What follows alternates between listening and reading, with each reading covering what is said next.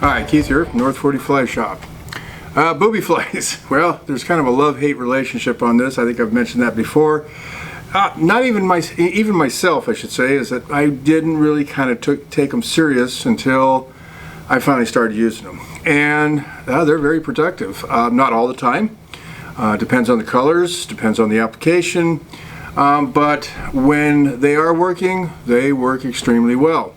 Some people say, well, they're really not a fly. Well, it's kind of like the argument for strike indicators and bobbers. What do you call them? So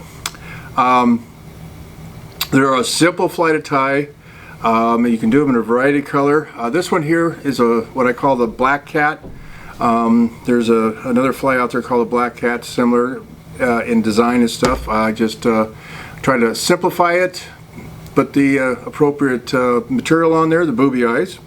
And depending on where you're fishing it, usually with it being black, I kind of have a tendency to fish it a little deeper, a little bit of flash on it, and it's been very productive for me. Came up with it about about a year ago, year and a half ago. Been doing pretty good with it, like I said, under the right circumstances. So we'll get started with this in just a minute.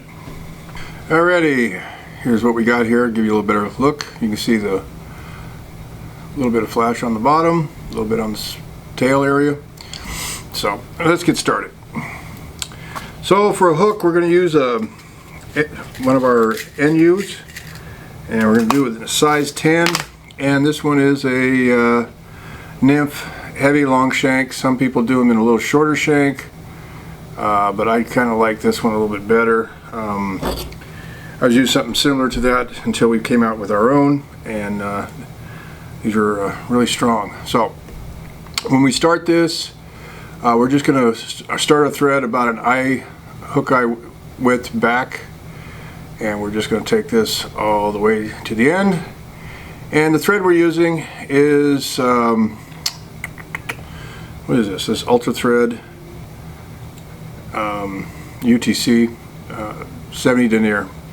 If you feel more comfortable with the 140, that's okay. I just prefer to use the 70 because I use that for most of my smaller flies and stuff. Okay, we're going to take it back right about to where the barb is, and then we're going to use a little marabou here for the tail, not lots. Probably, maybe take about a 1/4 inch, just a little lower 1/4 inch off. Tail doesn't need to be very long. It's about, I usually do it about half the total shank length. And we're going to put that in there like that.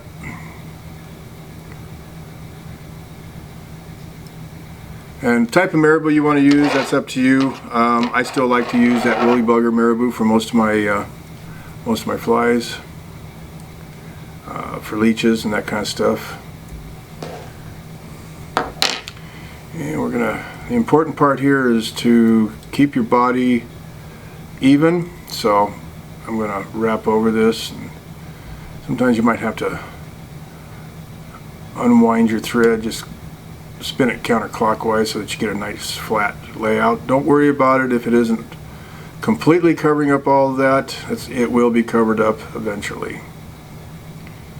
So, all right, and then we're gonna take it back.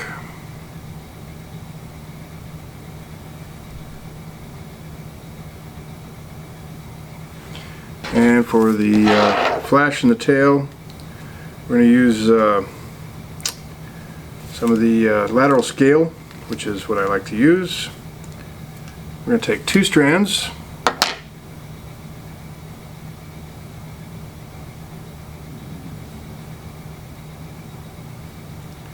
And then we're going to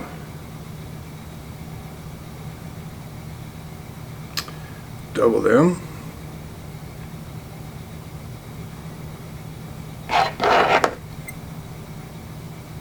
Cut it, and then we're going to take those and we're going to double them again.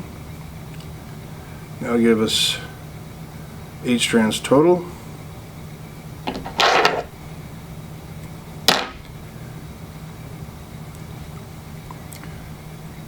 And what I want to do is tie that pretty much right on top, like so. Yeah, kind of slip back a little bit there.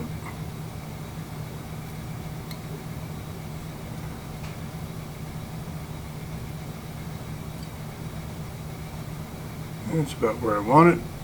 Okay. And then we're just going to trim off the excess right at the length of the tail, just like so.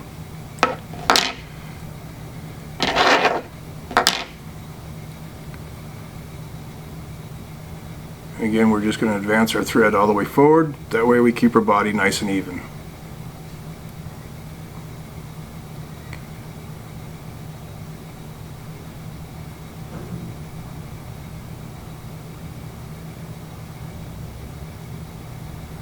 And give our thread another counter spin to flatten it out.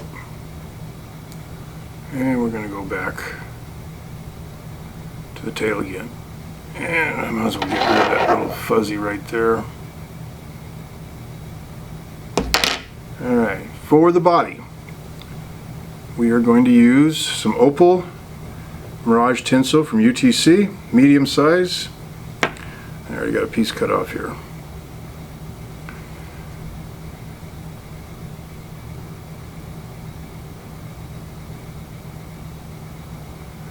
And you don't necessarily have to do touching turns on this one. You can if you want to make it look right. We're going to take that all the way up to about there. And then we're just going to wrap that forward.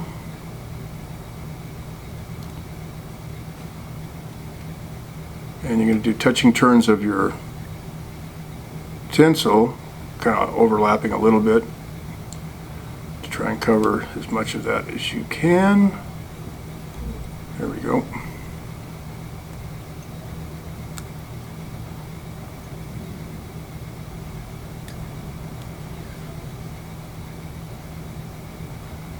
Tie that off.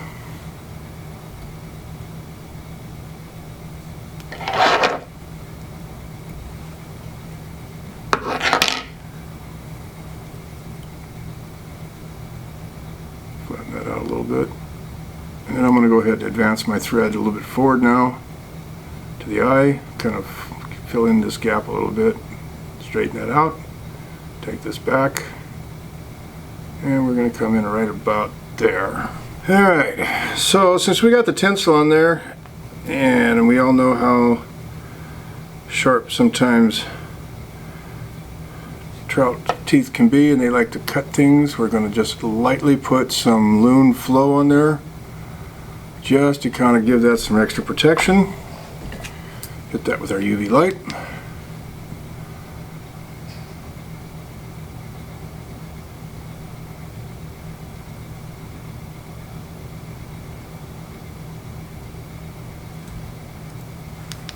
And we're good to go. So, you might have noticed I have not tied the eyes on.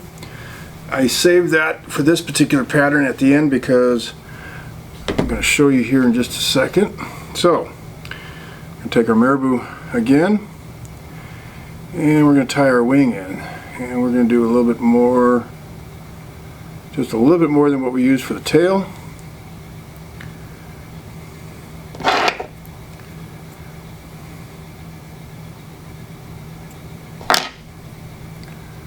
And I usually kind of strip off a little bit here at the end where I'm going to tie in. Just reduce bulk a little bit. Alright. Tie that right in on top.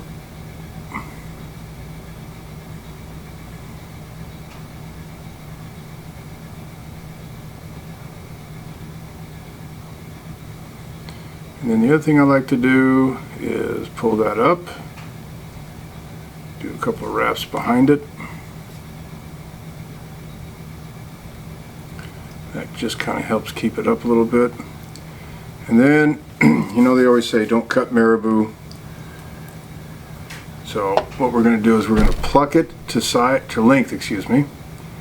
And what we want is the length to be just about the length of our tail, so about right about there.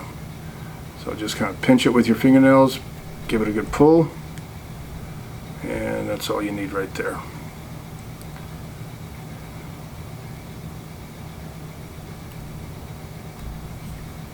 There we go. Alright. Now we're going to do the eyes. So we're going to take, these are Rainey's Booby round eyes. This is the black foam, and these are the medium size. So you can buy these, are preformed, makes it really easy. I mean, if you want to make your own, you can, but sometimes this is just a lot easier. So a couple of semi-loose wraps, tug it down a little bit.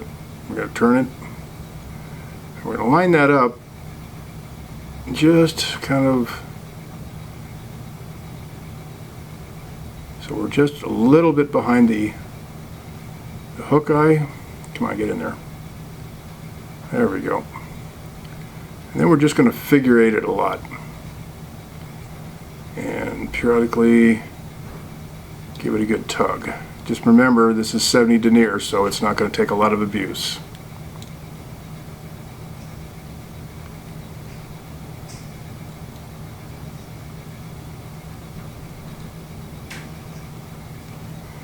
Alright, Keith, give yourself a little more line. There we go.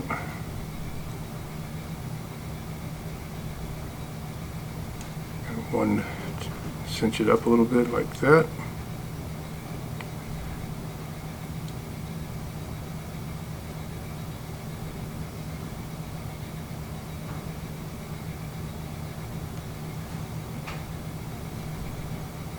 There we go. That looks pretty good. Except I had one thread wrap that didn't. There we go.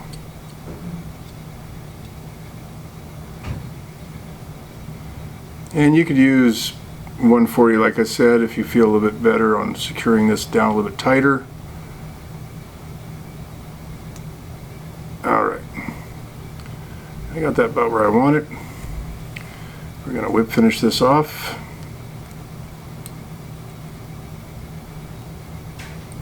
Like so.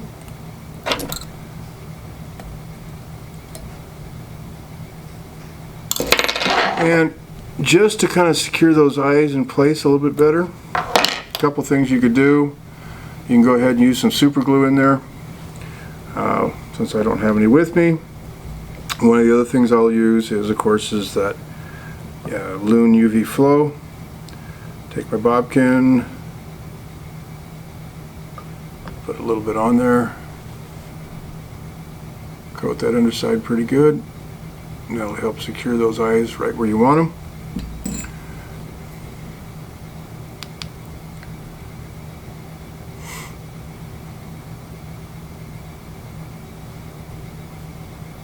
There we go. So that's pretty much all there is to it. It's a real quick, easy tie. You know, you can do this in a white with pink eyes or chartreuse, whatever you want to do. This is a simple pattern. I like using that opal for the body in these styles because it reflects, picks up some of the surrounding colors like the black, so it's not quite bright opal, but it has like a black tone to it on this. And it'll do the same with any of the other colors you use. Full sinking line. Keep this thing moving. You'll prevent yourself, or it'll prevent deep hookups most of the time. Most all your trout, I don't think I've had any trout not take it, and some of the panfish will take it also here and there. So anyways, always, you know, like anything, be willing to be diversified and add something new to your box. So until next time, we'll see you later.